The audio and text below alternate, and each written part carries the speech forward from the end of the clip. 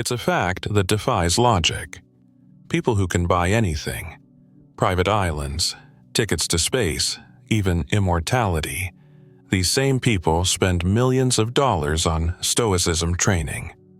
The Silicon Valley elite, the epitome of the American dream, pay fortunes to learn how to be happy without what they already possess.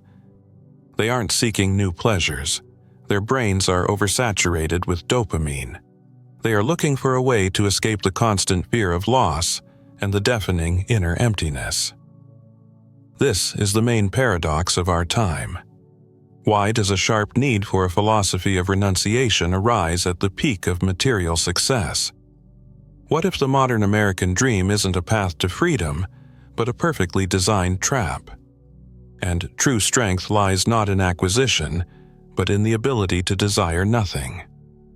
More than 80% of Americans experience regular financial stress, and this is in a country where the average home contains about 300,000 individual items. This paradox doesn't just concern billionaires. It concerns everyone who feels trapped in the consumer race. This is not an accident. It's a symptom of a deep malfunction in our operating system of values, and we'll figure out how to fix it. The first question that shatters our conventional worldview is this: why did Emperor Marcus Aurelius, managing an empire on the brink of collapse, surrounded by betrayal and war, describe a state of inner peace in his diary? He wrote these lines not in a palace, but on the icy border of the Danube during the brutal Marcomannic Wars. Meanwhile, today, a person in an air-conditioned office, with access to all the comforts of civilization, experiences record levels of anxiety. We will uncover the mechanism of his inner citadel in the 5th section. The second question is even more uncomfortable.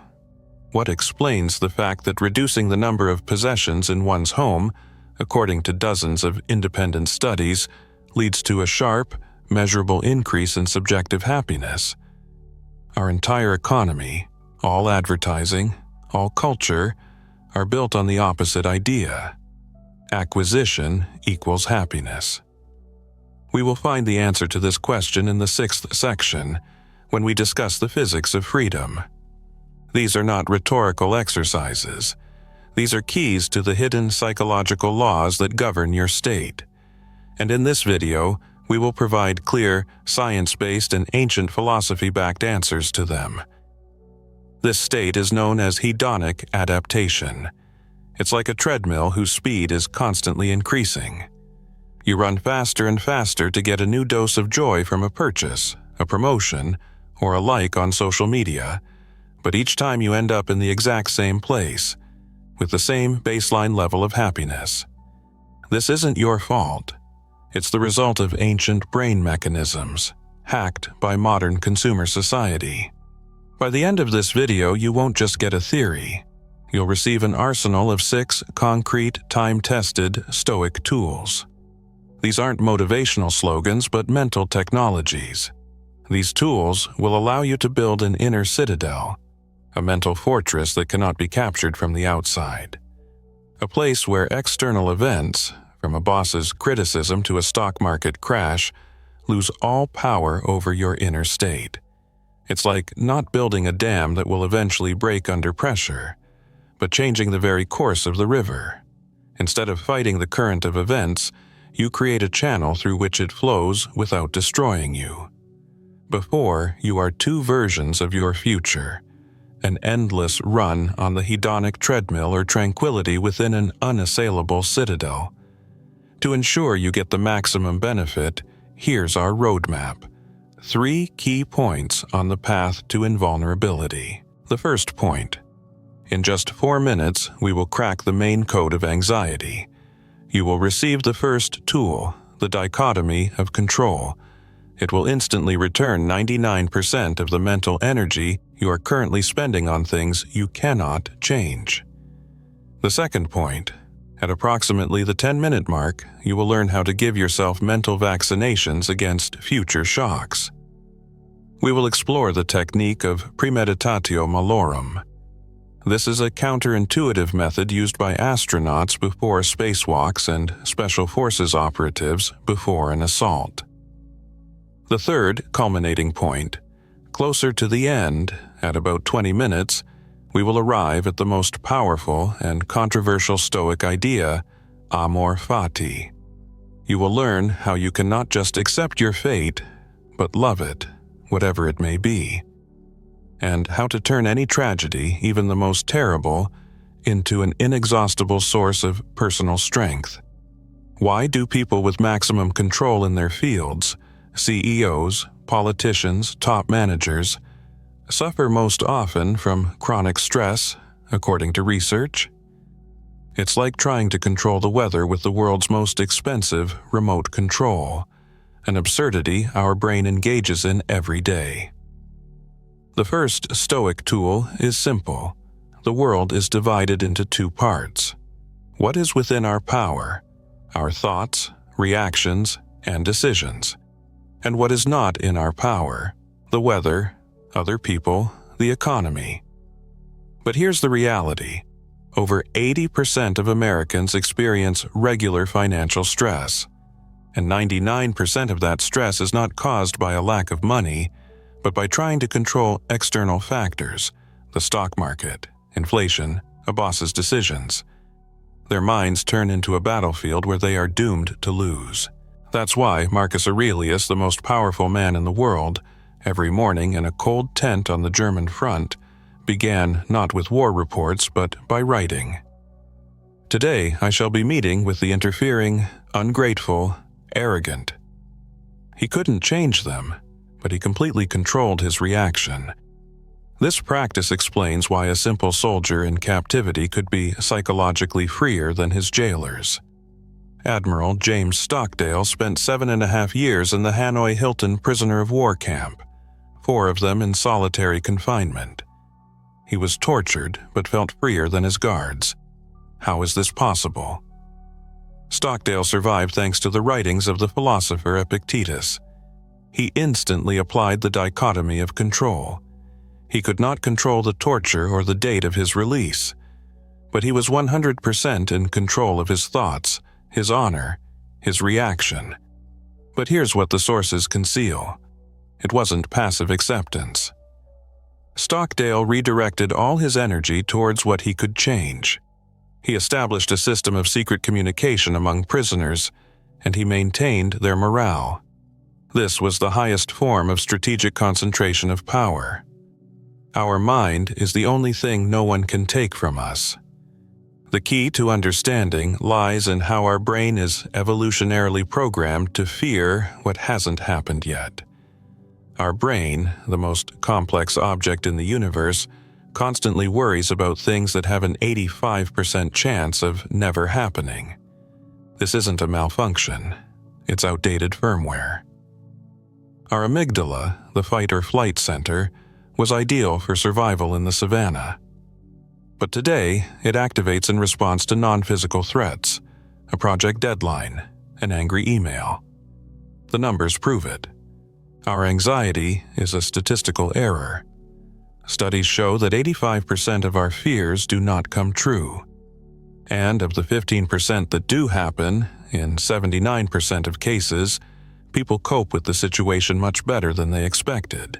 Our alarm system is like an overly sensitive smoke detector. It goes off for burnt toast or an email from the boss.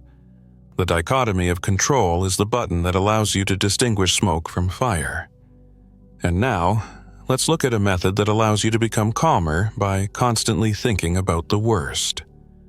How can one become calmer by constantly imagining the worst-case scenarios? This idea seems absurd against a culture obsessed with positive thinking. The dichotomy of control is a filter. It frees us from worrying about what is beyond our power. It returns our energy, but it doesn't make us invulnerable to the real blows of fate. The modern positive approach teaches us to ignore negativity. This makes us fragile. When a bad scenario does materialize, we are unprepared for it. Stoic realism offers a different path, premeditatio malorum, or the premeditation of evils. This is not pessimism. It's a mental vaccination. By introducing a small dose of imagined stress, you build immunity to real shocks. But the strangest part was yet to come: how NASA astronauts use this method to make disasters boring. NASA forces its astronauts to run simulations of the most terrifying disasters for hours. They do this not to learn how to predict an accident. They do it so that if an accident does occur, it becomes a familiar, routine, almost boring procedure for them. This is the essence of premeditatio malorum, a detailed, cold visualization of the worst-case scenario. For example, losing your job. What will I feel? What will I do in the first hour? Whom will I call? What is my plan B? The brain switches from panic mode to problem-solving mode.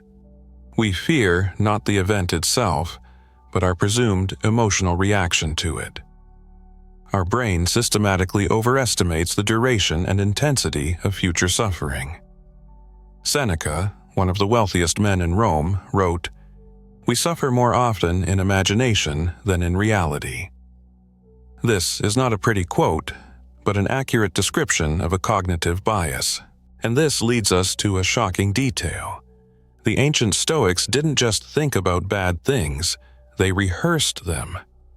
The anticipation of a dentist's visit often causes more suffering than the procedure itself. This phenomenon is called affective forecasting. Our innate inability to accurately predict our future emotions. Daniel Gilbert's research shows that we overestimate the duration of unhappiness from bad events, such as being fired, by an average of twofold. Our built-in psychological immune system works better than we think. When scientists compared two groups of students before an important exam, the results were astonishing. The group that practiced positive visualization showed worse results and higher stress levels than the group that meticulously planned for failure and a course of action. The Stoics took this to the extreme. They practiced deliberate poverty. For a few days, they would wear simple clothes, eat stale bread, and sleep on the floor to ask themselves, "Is this what I was so afraid of?" And now, let's conduct this experiment with your biggest professional fear right now. What's the worst thing that could happen to you at work next week? Imagine it has already happened, a public failure during a presentation. You feel shame, panic. This is an absolutely normal reaction. Allow it to be. And now for the twist. What would you do immediately after? Whom would you write to? What steps would you take to rectify the situation? What would this teach you? The focus shifts from, "Oh no, it happened," to, "Okay, what do I do next?" Fear disappears when a plan emerges. Ask yourself 3 specific questions. What will I do in the first hour? Who will I call? What's my first step to fix the situation? Premeditatio malorum is not masochism. It's creating an emergency plan for life. But what if you could go further and not just think about discomfort, but consciously seek it out? The next danger is even more insidious, the comfort trap. Athletes take ice baths, and Special Forces operatives undergo grueling training not for the pain. They seek a psychological advantage on the other side of pain. We have armed ourselves with 2 tools. We've learned to separate the controllable from the uncontrollable, and to mentally prepare for the worst. But all of this remains, for now, in our heads. The thinker Nassim Taleb introduced the concept of anti-fragility. He showed that some systems, and the human psyche is one of them, don't just withstand stress, but grow stronger from it. Just as muscles grow from micro-tears, our character is forged by difficulties. It's like a forest fire. In small doses, it burns away old undergrowth and fertilizes the soil, making the forest healthier. This practice leads directly to the most physical of Stoic tools: voluntary discomfort. And the key to understanding it lay in the story of a man who voluntarily lived in a barrel. Why did Diogenes, one of the brilliant minds of his time, live in a clay barrel in the marketplace. It was a radical, philosophical experiment. Imagine the scene. Alexander the Great, in shining armor, surrounded by his retinue, looking at Diogenes, half naked, sitting in the dust. The power of the world met its complete absence. When the conqueror offered to fulfill any wish, the philosopher only asked him not to block his sun. At that moment, the impoverished ascetic was psychologically freer than the most powerful man in the world. His goal was not suffering, but to prove to himself daily that he was invulnerable. Having lost everything, he had nothing left to lose. The Stoics repeated this experiment when they ate stale bread and asked themselves, "Is this what I was so afraid of?" The answer, no, is freedom. But the real reason lay in how small doses of stress reset our brain chemistry. Where does the feeling of clarity and surge of energy come from after a cold shower or an intense workout? We subject the body to stress, but we gain invigoration. This is the work of the concept of homeostasis. Our body strives for balance. In conditions of constant comfort, ideal temperature, and easy food, our adaptation system becomes lazy. But there is a biological phenomenon called hormesis. This is the principle according to which small doses of a stressor, which are toxic in large quantities, cause an adaptive response that makes the entire system stronger. It's like tempering steel. The metal is heated to its limit and then rapidly cooled. It is this controlled shock that gives it strength. Constant, small pleasures, social media, and sugar lower our baseline dopamine level. Voluntary discomfort, on the contrary, resets this system, restoring our ability to enjoy simple things. The next step will reveal why we intuitively seek these challenges in the modern world. Why do millions of people pay money to run grueling marathons or crawl through mud under barbed wire? It's an intuitive rebellion against a world that tries to spare us from the slightest discomfort. We instinctively seek real challenges to feel alive. The numbers shatter this picture. The average American home contains about 300,000 items. Of these, according to research, over 80% have not been used in the last year. We have surrounded ourselves with such a cocoon of comfort that we have become its slaves. We are afraid not of losing things, but of the level of convenience we have grown accustomed to. A broken air conditioner causes irrational panic. That's why simple practices are important. A cold shower, a walk in bad weather, a day without a smartphone. The goal is not to suffer, but to prove to yourself that your reaction is manageable. But the strangest part was yet to come: how to build a place that no crisis can penetrate. How do you build a place in your mind that no economic crisis or hurtful word can penetrate? We have three powerful tools, the foundation for this construction: the dichotomy of control, to avoid wasting energy on others' walls; premeditatio malorum, to have a plan in case of attack; and voluntary discomfort, to toughen the defenders themselves. Logic suggests building a fortress from external achievements: career, money, status. But reality shows that such a fortress is built of sand. The external world is chaotic. Any achievement can be taken away. This practice leads directly to the central metaphor of Stoicism: building an inner citadel. This is a mental refuge that cannot be captured because it is built not of things, but of judgments. It is a place where you are the sole ruler. And this explains why one simple phrase from Epictetus is the key to absolute invincibility. It is not things that disturb people, but their judgments concerning them. This phrase from Epictetus is the code to invulnerability. Between any event, like a call from your boss, and your reaction, such as anxiety, there is a microscopic gap. Within it lies your judgment. He's going to scold me. This judgment is the gate to your citadel. Whoever controls the gates controls everything. Event: you were fired. Judgment 1: this is a catastrophe. I'm a failure. Result: depression. Same event. Judgment 2: this is an opportunity to find a job I like. Result: stress, then action. This gap works like a peephole. You're not obliged to open it to everyone who knocks. You decide whether to let in the guest, anxiety, anger. The key to understanding lay in the diary of the most powerful man on earth, which he kept on the battlefield.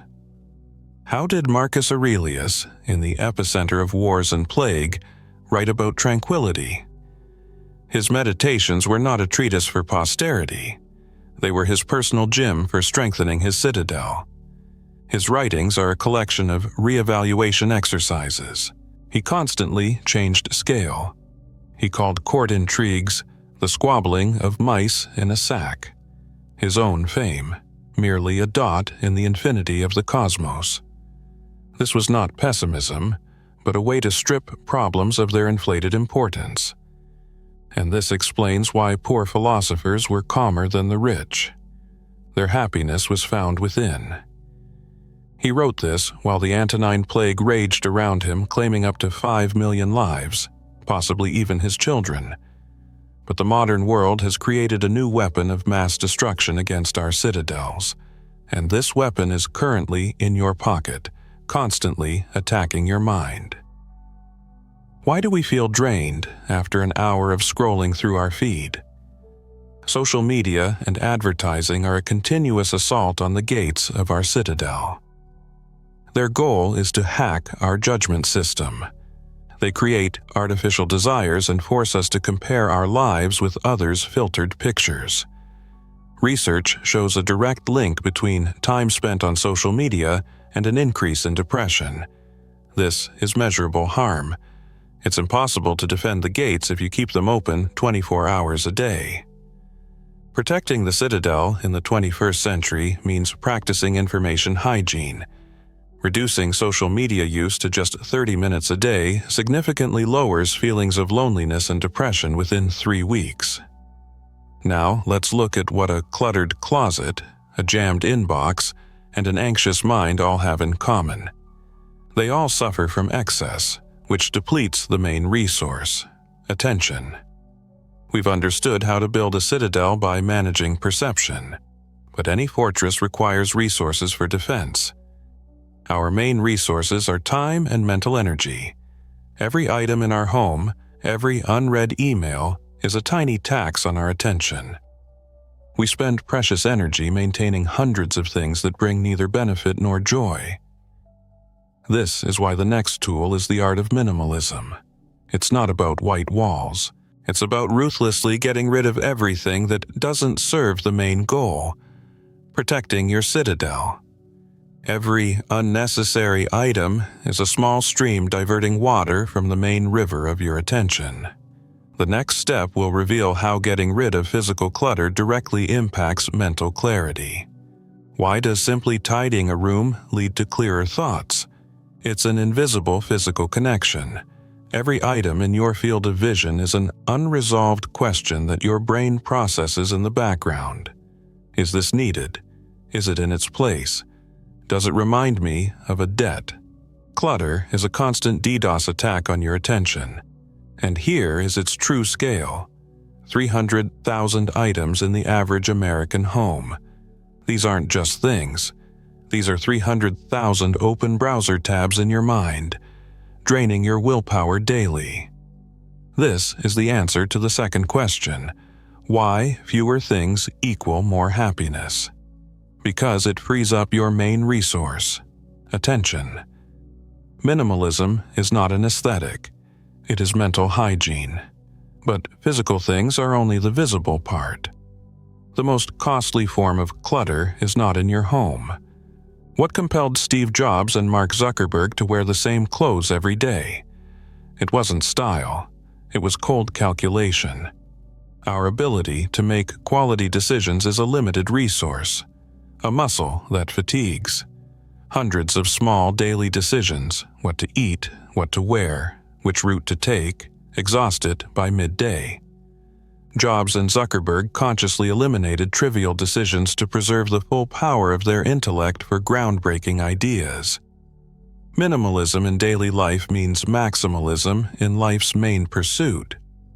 Clutter isn't just things, it's unnecessary obligations, toxic relationships, endless subscriptions. The art of saying no is also a practice of minimalism. We've learned to shed voluntary clutter. But what do we do when life forces losses upon us?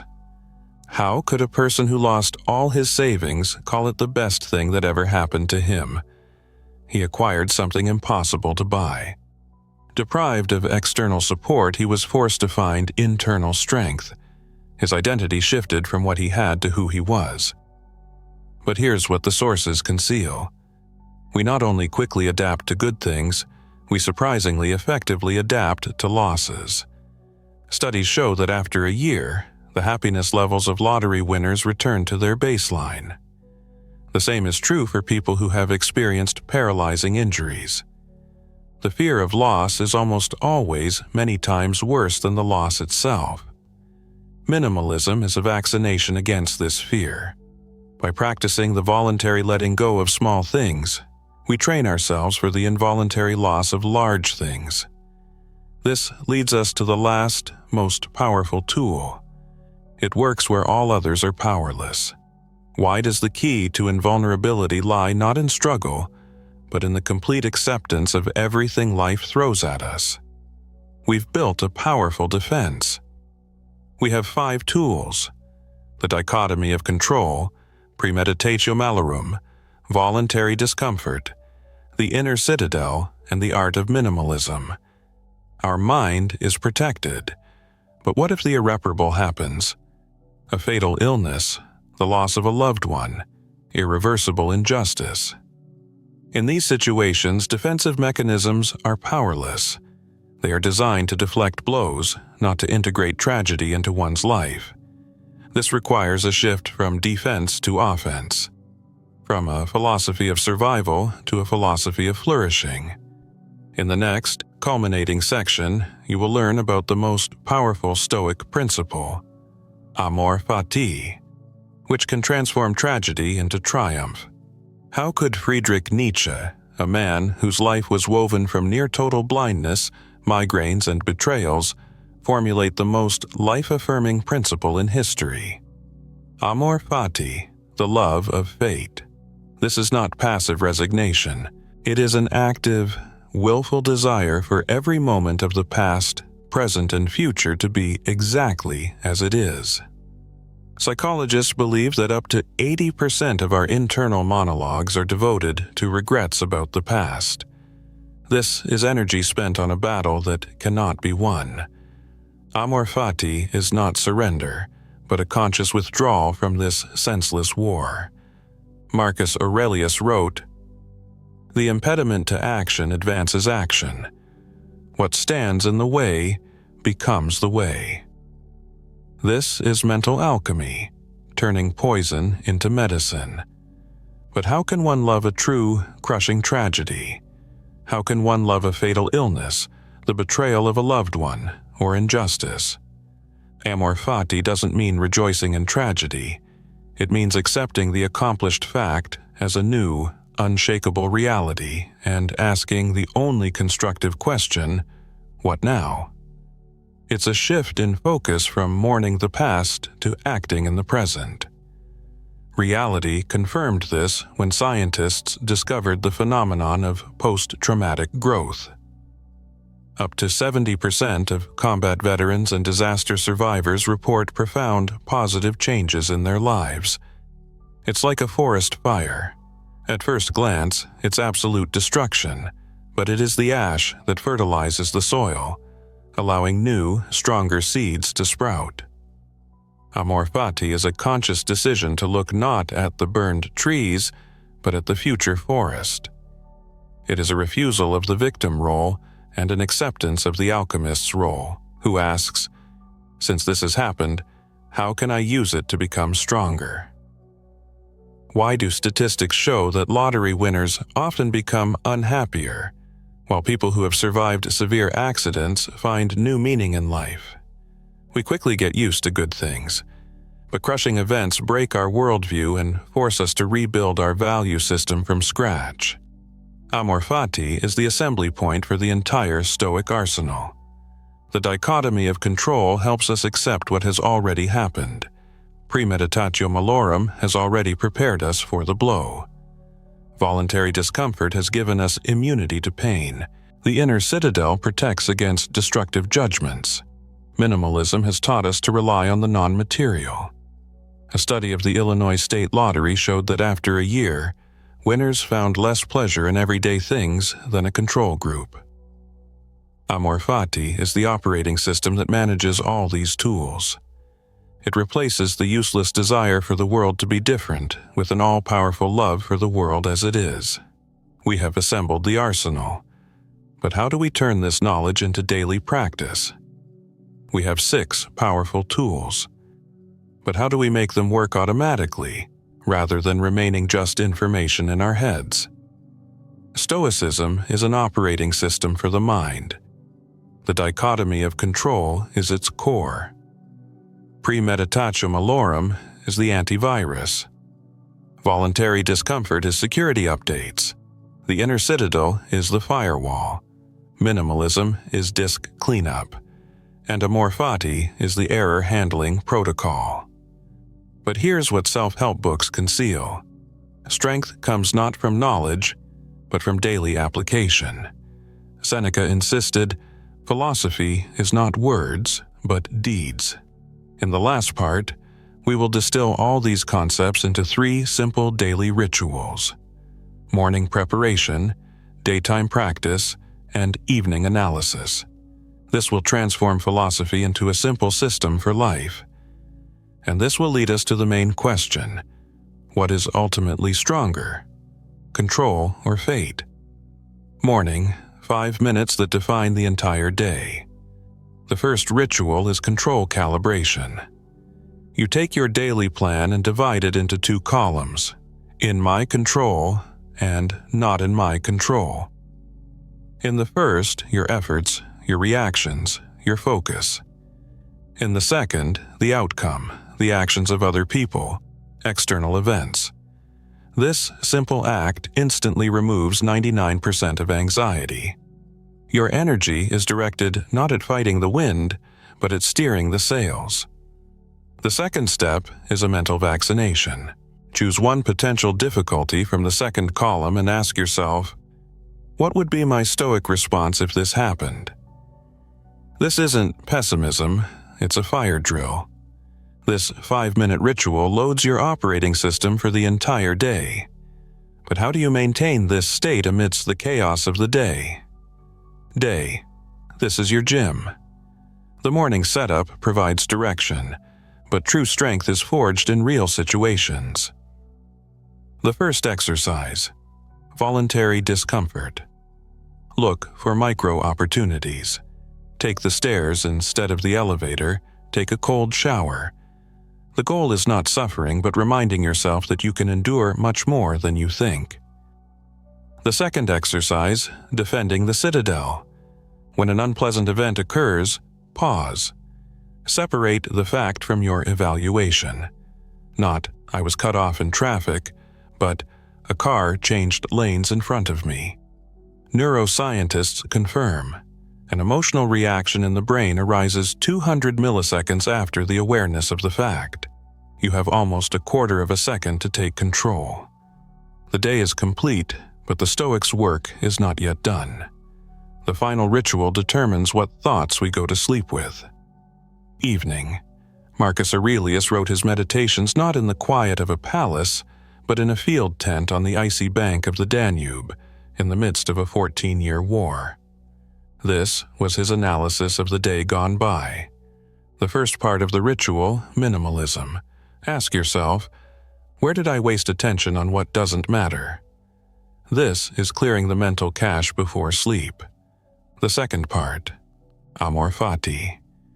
Review the day's key events and tell yourself, this happened, and it is now part of my destiny. What lesson can I learn? This exercise eradicates regrets, transforming each lived day into a lesson not a reason for self-reproach. We have assembled the entire system, but at its heart lies a fundamental choice that you must make right now. You have come all this way, from the paradox of billionaires seeking renunciation, through an arsenal of 6 mental technologies, to a holistic operating system for life. Now, at its core lie 2 great forces: power through action, focused on what we can change, and power through acceptance, focused on loving what cannot be changed. In the modern world, which is a greater source of strength for you, the ability to actively change what is within your power, or the ability to accept and love what cannot be changed? Write in the comments just one word that defines your path: control or fate. There is no right answer. There is only your path. And this choice is the first step on it.